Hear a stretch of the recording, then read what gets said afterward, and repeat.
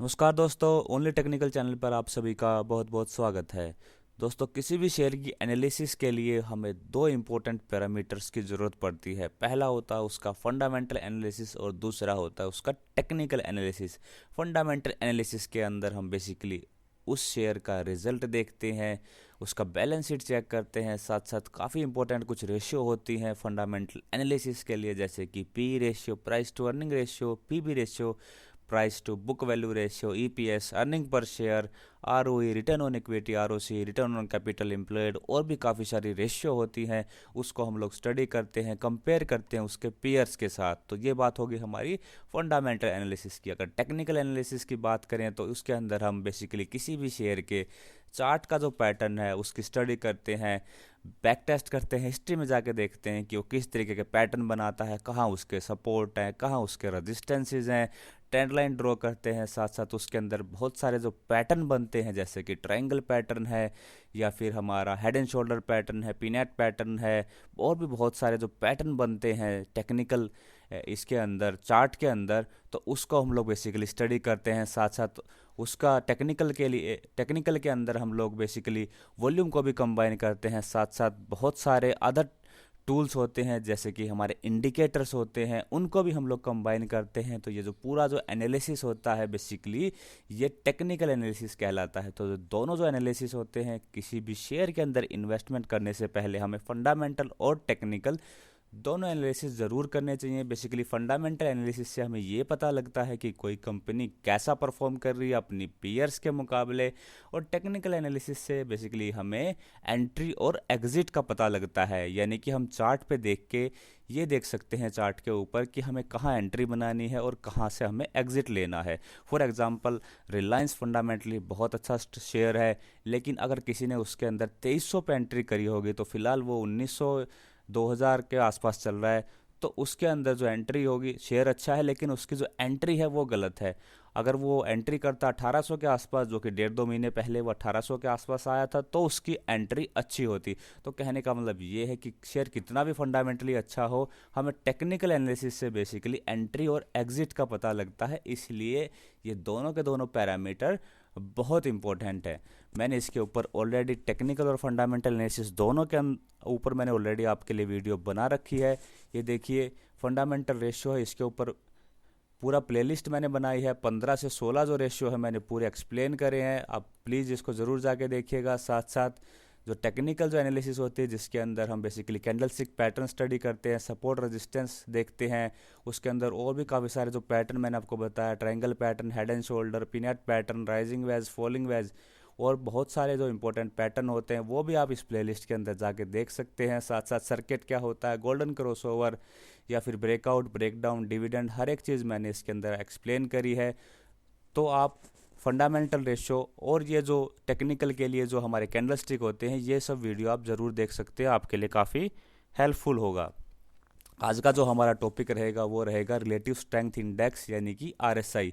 Basically आज से हम लोग एक नई सीरीज स्टार्ट कर रहे हैं, जिसके अंदर हम सीखेंगे जो इंडिकेटर्स होते हैं, टेक्निकल जो टूल होती है एक तरीके से, ये कैसे काम करती हैं, कैसे ये हमारे किसी भी शेयर की टेक्निकल एनालिसिस में हेल्पफुल रहती है। तो आज हम लोग आरएसआई से स्टार्ट करने वाले हैं। इस वीडियो के अंदर देखेंगे इसको कैसे यूज़ करना। साथ साथ हम आरएसआई जो डाइवर्जेंस होती है, बुलिश एंड बेरिश डाइवर्जेंस, उसको भी स्टडी करने वाले हैं। तो देखने के लिए बने रहिएगा मेरे साथ ओनली टेक्निकल चैनल पर। अगर दोस्तों आपने मेरा चैनल अभी तक सब्सक्राइब नहीं किया है, तो ऐसी इंपॉर्टेंट वीडियो पाने के लिए प्लीज़ मेरे चैनल को सब्सक्राइब कीजिए। तो सबसे पहले थ्योरेटिकल पार्ट से स्टार्ट करते हैं, समझते हैं कि आरएसआई बेसिकली क्या है। तो जैसा कि मैंने आपको बताया, आरएसआई एक टेक्निकल टूल है, एक इंडिकेटर है जो हमें शेयर की टेक्निकल एनालिसिस में काफ़ी हेल्प देता है। बेसिकली ये किसी भी शेयर का जो प्राइस का जो मोमेंटम है, यानी कि कितनी स्पीड से वो ऊपर या नीचे होता है, उस मोमेंटम को ये ट्रैक करता है और उसको एक लाइन ग्राफ की हेल्प से हमें रिप्रेजेंट करता है। इसकी जो रेंज होती है 0 से 100 के बीच में होती है। इसके अंदर अलग अलग जोन्स होते हैं, जैसे कि ओवरबॉट का जोन, ओवरसोल्ड का जोन और न्यूट्रल का जोन। जो ओवरबॉट का जोन होता है वो क्लासिकली अगर हम लोग देखें तो 70 से अबो, अगर ये जिसकी जो रेंज होती है, इसकी जो वैल्यू होती है आरएसआई की, अगर वो चली जाए तो हम उसको ओवरबॉट बोलेंगे। ओवरसोल्ड का जो जोन होता है वो 30 एंड बिलो होता है। न्यूट्रल का जोन होता है 30 टू 70, और टिपिकली इसका जो हम लोग टाइम फ्रेम लेते हैं वो होता है 14 डेज़ का, यानी कि किसी भी शेयर का जो पिछले जो 14 डेज होंगे उसका जो प्राइस मोमेंटम चेक करेगा, किस स्पीड से वो ऊपर होता है, किस स्पीड से वो नीचे जाता है, उस प्राइस मोमेंटम को ट्रैक करके हमें ये ग्राफिकल फॉर्म में दिखाता है। अगर आप नेक्स्ट स्लाइड के अंदर देखें तो कुछ इस तरीके का ये हमें दिखाई देता है। ये इसकी अपर रेंज होती है, ये इसकी लोअर रेंज होती है। अगर इसके अबोव चला जाता है ये, तो ये 70 के अबोव अगर चला जाता है तो हम इसको ओवरबॉट टेरिटरी में बोलते हैं। अगर 30 के नीचे चला जाता है ये ओवरसोल्ड टेरिटरी में होता है। अगर बीच में रहता है तो हम इसको बोलते हैं कि अभी ये न्यूट्रल है। तो ओवरबॉट का मतलब क्या है और ओवरसोल्ड का मतलब क्या है? ओवरबॉट का मतलब ये होता है कि इसके अंदर बहुत सारे बायर्स घुस गए हैं और अब यहाँ से अगर ये ओवरबॉट टेरिटरी में कोई भी शेयर चला गया है तो इसकी पूरी पूरी पॉसिबिलिटी है कि अब ये करेक्शन दे सकता है, नीचे जा सकता है। यानी कि किसी भी शेयर के अंदर अगर आरएसआई की वैल्यू 70 से ऊपर चली गई है तो हम ये मान सकते हैं, एक पॉसिबिलिटी है, एक इंडिकेशन है, क्योंकि बेसिकली ये इंडिकेटर है, ये हमें कन्फर्मेशन नहीं देता, हमें ये पॉसिबिलिटी देता है। कन्फर्मेशन के लिए हमें इस इंडिकेटर को वॉल्यूम के साथ और प्राइस एक्शन के साथ हमें कंबाइन करना पड़ता है, तब हमें एक कंफर्म ट्रेड मिलता है। इसका जो पर्पज़ होता है सिर्फ हमें इंडिकेट करने का होता है, कि इंडिकेशन देने का होता है कि जो हमारा शेयर है या फिर कोई भी इंडेक्स है, इंडेक्स के लिए भी ये अच्छे से काम करता है कि जो कोई भी पर्टिकुलर शेयर या इंडेक्स है वो अब ओवरबॉट जोन में चला गया है और उसके अंदर करेक्शन अब पॉसिबल हो सकती है, पॉसिबिलिटी पूरी पूरी है। ऐसे ही ओवरसोल्ड का होता है जब उसके अंदर बहुत ज़्यादा सेलिंग हो जाती है, बहुत ज़्यादा सेलर्स उसके अंदर घुस जाते हैं, तो उस केस में हम जो आरएसआई है वो 30 से बिलो चला जाता है तो हम बोलेंगे कि ये जो शेयर या फिर इंडेक्स है वो ओवरसोल्ड टेरिटरी में चला गया। तो यहाँ से एक पॉसिबिलिटी बन जाती है कि ये जो शेयर है अब अपवर्ड मूवमेंट दे सकता है। अगेन यहाँ पे सिर्फ पॉसिबिलिटी को शो करता है, ज़रूरी नहीं कि यहाँ से अपवर्ड मूवमेंट दे। हमें जो वॉल्यूम है या फिर प्राइस एक्शन है, इन सभी को कंबाइन करके हमें कोई भी डिसीजन लेना होता है। हालांकि जो कुछ शेयर जो काफ़ी वोलेटाइल होते हैं उसके अंदर जो आरएसआई की जो वैल्यू है हम लोग 80 भी रख सकते हैं ओवरबॉट के लिए और 20 भी रख सकते हैं ओवर सोल्ड के लिए। जैसे जैसे जो शेयर का जो प्राइस अप जाता है तो जनरली जो आरएसआई की वैल्यू है वो भी अप जाती है। लेकिन अगर शेयर का जो प्राइस है या इंडेक्स के अंदर जो प्राइस मूवमेंट है वो अप हो रही है और जो आरएसआई की वैल्यू है वो डाउन हो रही है, तो इसको हम बेसिकली आरएसआई डाइवर्जेंस बोलते हैं, जिसको मैं आपको नेक्स्ट स्लाइड के अंदर बताने वाला हूँ। ये देखिए आरएसआई डाइवर्जेंस, ये एक तरीके से रिलेशन शो करता है प्राइस एक्शन का। जो प्राइस के अंदर जो मूवमेंट होता है चार्ट के ऊपर किसी भी शेयर या इंडेक्स का आरएसआई के साथ, जो जैसा कि मैंने आपको बताया कि इन जनरल जब जो प्राइस जो मूवमेंट होता है वो अप जाता है तो आरएसआई की वैल्यू भी अप जानी चाहिए। लेकिन अगर आरएसआई की जो वैल्यू है इसके साथ कॉन्सोनेंस में नहीं है तो इसका मतलब बेसिकली डाइवर्जेंस क्रिएट हुआ है। तो डाइवर्जेंस दो तरीके के होते हैं आरएसआई के अंदर, एक बेयरिश डाइवर्जेंस होता है और दूसरा होता है बुलिश डाइवर्जेंस। तो बेयरिश डाइवर्जेंस को समझते हैं। बेयरिश डाइवर्जेंस का मतलब होता है कि किसी भी शेयर का या इंडेक्स का जो प्राइस है वो नया हाई बना रहा है, लेकिन आरएसआई जो है वो उसकी जो वैल्यू है उसके साथ नहीं इंक्रीज हो रही, इनफैक्ट उसने जो है लोअर हाई बनाया है, यानी कि उसकी जो वैल्यू है वो डिक्रीज हो रही है। तो एक तरीके से इंडिकेशन होता है कि अब शेयर के अंदर फॉल आ सकता है। ऐसे ही बुलिश डाइवर्जेंस होता है, यानी कि किसी भी शेयर या इंडेक्स का जो प्राइस है वो नया लो बनाता है, लेकिन आरएसआई का जो लो है वो लगातार हायर लो बना रहा है। एक तरीके से ये इंडिकेशन होता है कि अब जो शेयर या फिर इंडेक्स है अप जा सकता है। इसको एक बार हम नेक्स्ट स्लाइड के अंदर समझते हैं। ये देखिए एक पिक्टोरियल रिप्रेजेंटेशन है, यहाँ पे मैंने प्राइस लगाया और यहाँ पे मैंने आरएसआई लगाया है और इस एरो से आपको बियरिश एंड बुलिश डाइवर्जेंस समझाने की कोशिश करी है। पहले हम बियरिश की बात करते हैं। यहाँ पे देखिए ये जो शेयर का प्राइस मैंने ऊपर लगाया है, यहाँ पे पीरियड लगाया है, तो अगर यहाँ देखें तो यहाँ पे इस शेयर का प्राइस था, उसके बाद इस शेयर के जो प्राइस ने नया हाई यहाँ पे बनाया, यानी कि शेयर जो है वो अपवर्ड मूवमेंट शो कर रहा है। लेकिन जो आरएसआई है, आरएसआई यहाँ पे हाई था, फिर ये देखिए ये एक नया जो लो है उसने बनाया यहाँ से। बेसिकली अगर हम इसको बोलें तो इसने जो क्रिएट किया वो लोअर हाई क्रिएट किया है। तो एक तरीके से यहाँ पे डाइवर्जेंस हो गई। आरएसआई जो है वो प्राइस के हिसाब से अप ही जाना चाहिए, लेकिन यहाँ पे जो आरएसआई है वो अप ना जाके यहाँ पे आरएसआई ने नया लो बनाया है। इसका मतलब एक बेयरिश डाइवर्जेंस क्रिएट होती है और यहाँ से जो शेयर का प्राइस है वो डाउन जा सकता है। ऐसी अगर मैं यहाँ पे बात करूँ तो यहाँ पे अगर आप देखेंगे तो यहाँ पे एक नया हाई था, सॉरी एक हाई बनाया था और उसके बाद इसने लोअर हाई बनाया शेयर ने। लेकिन अगर आरएसआई का हम लो देखें तो यहाँ पे एक लो था, उसके बाद जो लो बनाया आरएसआई ने यहाँ पे हायर लो बनाया। तो एक तरीके से फिर से एक डाइवर्जेंस क्रिएट होगी।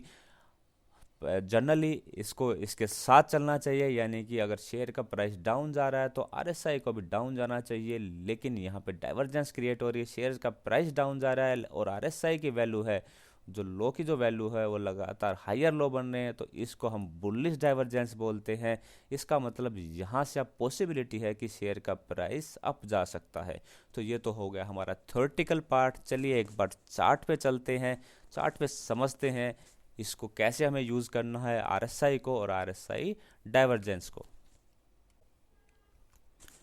मैंने आपको समझाने के लिए रिलायंस का डेली चार्ट लगाया है और यहाँ पे इंडिकेटर जो होता है आरएसआई वो लगाया है, साथ साथ आरएसआई जो डाइवर्जेंस है वो भी लगाया है। और कंफर्मेशन के लिए मैंने यहाँ पे वॉल्यूम की भी हेल्प ली है। तो सबसे पहले हम लोग देखते हैं आरएसआई। जैसा कि मैंने आपको बताया था कि एक लाइन ग्राफ होता है, आप देख सकते हैं ये एक लाइन ग्राफ होता है जो हमें रिप्रेजेंट करता है इसका जो प्राइस का जो मोमेंटम होता है शेयर का। और इन जनरल जैसे कि शेयर का प्राइस अप जाता है, अब देखिए रिलायंस का जैसे कि शेयर का प्राइस अप जा रहा है तो इसका भी जो वैल्यू होती है आरएसआई की वो इंक्रीज़ करती है।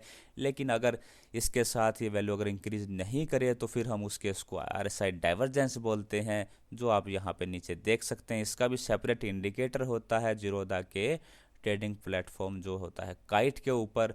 यहाँ पे आप सेटिंग के अंदर जाके मैंने आपको बताया था कि इन जनरल क्लासिकली हम लोग 70 और 30 लेते हैं। 70 बेसिकली ओवरबॉट के लिए होता है, 30 ओवरसोल्ड के लिए होता है। लेकिन अगर आप चाहें, क्योंकि जो मार्केट है काफ़ी वोलेटाइल है, जो शेयर्स होते हैं काफ़ी वोलेटाइल होते हैं, तो आप इस ओवरबॉट जोन को 80 और ओवरसोल्ड जोन को 20 भी कर सकते हैं। साथ साथ जो पीरियड मैंने आपको बताया जनरली वो 14 डेज़ का होता है, यानी कि ये पिछले 14 डेज़ की जो शेयर की जो मूवमेंट होती है प्राइस के अंदर उसको ट्रैक करता है। आप इसको भी चाहें तो चेंज कर सकते हैं, लेकिन ये जो बाय डिफ़ॉल्ट जो आ रहा है वही सेटिंग जो जीरोधा के अंदर है वो मैंने आपके लिए लगाई है। तो देखिए आरएसआई कुछ इस तरीके का दिखता है और जैसे जैसे प्राइस अप जाता है तो आरएसआई की वैल्यू भी अप जाती है, आप देख सकते हैं। अब इसका यूज़ कैसे करना है वो देखते हैं। तो जैसे ही ये जो आरएसआई की जो वैल्यू है वो 80 से अबव चली जाएगी, यानी कि ये ओवरसोल्ड हो जाएगा, तो उस केस में हमें एक तरीके से इंडिकेशन मिल जाएगा कि अब इस शेयर के अंदर गिरावट हो सकती। तो रिलायंस के अंदर अगर आप यहाँ पे देखें तो जो आरएसआई की जो वैल्यू हो गई थी वो 81 हो गई थी, यानी कि एक तरीके से ये ओवरबॉट हो गया। तो हमें इंडिकेशन मिल गया था कि ये अब यहाँ से गिर सकता है। लेकिन अगेन ये सिर्फ इंडिकेशन था, हमें इसको कंबाइन करना था अदर टूल से, तो उसके लिए हम लोगों ने वॉल्यूम भी लगाया है। तो आप यहाँ पे अगर वॉल्यूम को देख पाएँ तो आप देख सकते हैं कि वॉल्यूम लगातार डिक्रीज हो रहा था, तो यहाँ से भी हमें एक इंडिकेशन मिल गई। साथ साथ जो आरएसआई की डाइवर्जेंस होती है आप ये भी देख सकते हैं, जो मैंने आपको समझाया था कि जो शेयर का प्राइस है वो तो अपवर्ड मूवमेंट दे रहा है, लेकिन जो आरएसआई की जो वैल्यू है वो लगातार जो है लोअर हाई बना रही है। आप देखिए यहाँ पे बहुत शानदार तरीके से इन्होंने रेड कलर की लाइन से इसको इंडिकेट किया है। तो ये एक तरीके से बियरिश डाइवर्जेंस है, यानी कि यहाँ से जो शेयर का जो प्राइस है वो गिर सकता है, तो हमें प्रॉफिट बुक कर लेना चाहिए। ये देखिए फिर यहाँ से शेयर का प्राइस जो है वो डाउनवर्ड मूवमेंट शो करता है। ये देखिए मैं आपको दोबारा से दिखाता हूँ, इसको थोड़ा सा जूम करके वॉल्यूम जो चार्ट है उसको, एक मिनट, ये देखिए यहाँ पे ये ओवरबॉट हुआ था करीब करीब 2200 के आसपास, और इसने जो लो लगाया है वो 2000 का, यानी कि 200 पॉइंट का जो है इसने हमें नुकसान होने से बचा लिया हमने। वहाँ पे अगर सेल कर दिया होता तो हमें 200 पॉइंट का नुकसान बच जाता। तो इस तरीके से ये बेसिकली आरएसआई काम करता है। एक तरीके से सिर्फ इंडिकेट करता है, ज़रूरी नहीं कि ये हर बार वहाँ पे अगर ओवरबॉट के अंदर जाए या फिर ओवरसोल्ड के अंदर जाए तो हमें ये वहाँ से करेक्शन दे या फिर ऊपर की तरफ जाए। हमें उसको डाइवर्जेंस और वॉल्यूम के साथ भी कंबाइन करना आना चाहिए। अगर हम बात करें कि बियर बुलिश डाइवर्जेंस की, तो यहाँ पे आप देख सकते हैं जो आरएसआई की जो वैल्यू थी वो 20 से नीचे चली गई, 18 के आसपास आ गई रिलायंस के अंदर। ये देखिए आरएसआई की जो वैल्यू है, और साथ साथ इसका जो कन्फर्मेशन हमें मिला वो आरएसआई डाइवर्जेंस से मिला। ये देखिए ग्रीन कलर का है यहाँ पे, जो कि बुलिश डाइवर्जेंस को शो कर रहा है। तो यहाँ से देखिए अपवर्ड मूवमेंट स्टार्ट हो गई। तो एक तरीके से ये जो हमें इंडिकेटर है वो बताता है कि ये जो शेयर है बेसिकली ओवरबॉट जोन के अंदर या फिर जो ओवरसोल्ड जोन है उसके अंदर चला गया है। तो इसकी हेल्प से हम अपना जो ट्रेड है अकॉर्डिंगली कर सकते हैं। ये डेली चार्ट है, इसको आप चाहें तो वीकली हुआ, मंथली हुआ, उस टाइम फ्रेम के अंदर भी यूज़ कर सकते हैं। जितना बड़ा आप टाइम फ्रेम लेंगे उतना ही अच्छा आपके लिए होगा। जो शेयर है, शेयर्स के साथ साथ ये जो इंडेक्स होती है उसके अंदर भी शानदार तरीके से काम करता है। अगर मैं एक और दिग्गज जो शेयर है हमारी इंडस्ट्री का एचडीएफसी बैंक का और एग्जांपल आपके लिए लूँ तो आप यहाँ देख सकते हैं। यहाँ पे मैंने जो आरएसआई की वैल्यू लगाई है वो आपको समझाने के लिए 70 और 30 लगाई है। पीरियड मैंने वही सेम रखा है सो डैट कि आप खुद समझ सकें कि इसकी वैल्यू भी हम लोग आसानी से चेंज कर सकते हैं। ये देखिए जब भी ये 70 से अब हो गया है, ओवरबॉट जोन में गया है, तो यहाँ पे हमें कन्फर्मेशन मिली है और ये देखिए इसने हमें करेक्शन दिया है। ऐसे ही हम लोग बात करेंगे बुलिश डाइवर्जेंस की। तो बुलिश डाइवर्जेंस के अंदर आप देख सकते हैं यहाँ पे इसके अंदर जब आरएसआई देखेंगे तो आरएसआई इसका अभी 20 से बिलो चला गया था, इनफैक्ट 17-18 का आसपास चला गया था। फिर उसके बाद यहाँ पे इसके अंदर बुलिश डाइवर्जेंस बनी और शेयर का जो मूवमेंट है वो अपसाइड के अंदर स्टार्ट हो गया। ये डेली चार्ट है, इसको आप अगेन वीकली या मंथली चार्ट के अंदर भी देख सकते हैं। तो दोस्तों इस वीडियो के अंदर हमने देखा कि आरएसआई क्या होता है, इस आरएसआई को, इस टूल को हम लोग कैसे यूज़ कर सकते हैं, कैसे इसकी हेल्प से हम लोग ट्रेड ले सकते हैं। आरएसआई के अंदर जो डाइवर्जेंस होता है बुलिश और बेयरिश उसको भी समझने की कोशिश करी। अगर आपको वीडियो अच्छा लगा हो तो प्लीज़ लाइक कीजिएगा, शेयर कीजिएगा। वीडियो देखने के लिए आप सभी का बहुत बहुत धन्यवाद। जय हिंद।